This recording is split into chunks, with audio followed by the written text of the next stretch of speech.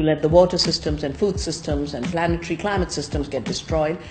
That is the stupidity which rules us today. So our challenge really is against stupidity. Finish the water, you'll find a substitute. Finish the food, you'll find a substitute. But are there substitutes for the real things that make life work? No. The food that they say they'll find a substitute is fake food that is doing huge amounts of damage to our health. And in water anyway they can't create it, they can steal it. So the powerful go to poorer communities to divert more water.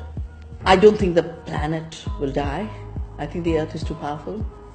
She's lived through hotter times, colder times. She's lived with dinosaurs, without dinosaurs. She'll live with human beings, without human beings. We are dispensable. She'll find a way. We need to protect our home. Women were left to do the work that was considered not important. Going to war and killing was considered important. Making profits at the cost of others was considered important. That's where powerful men designed it, and they sucked in not powerful men to do their dirty job. Women were left to do the real things, provide the water, provide the food, take care of family. The values we need are the values of knowledge of how to live with nature. That's what women's knowledge is. We need knowledge of how to care. That's knowledge. It's called emotional intelligence now. We need knowledge of how to share. That is a capacity we will need more and more in the future, in a period of privatization and in a period of extraction. So women, with their caring and sharing, will be the teachers of how to be human in the future. We are living the final stages of a very deceitful system that has made everything that is very costly for the planet, costly for the producer, look cheap for the consumer. So very high cost production with GMOs and patents and royalties and fossil fuel is made to look like cheap food. Very costly production that kills the girls in Bangladesh in slave factories is made to look like cheap clothing.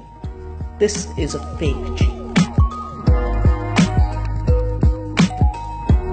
In this period of the end of the world, how do we sow the seeds of a possible world?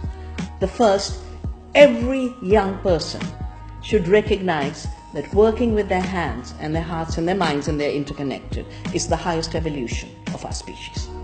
Working with our hands is not a degradation. It's our real humanity. Start a garden. Create a playground in the way you grow food. Save seeds. Cook. It was treated as a backward activity that your mother cooked and was treated as not work. But she is the reason you are sustained. Start cooking classes. Get grandmothers to teach you how to cook. Create community. We are not atomized producers and consumers. We are part of the earth family. We are part of a human family. We are part of a food community. Food connects us. Everything is food. And finally, never be afraid of deceitful, dishonest, brutal power. That is true freedom.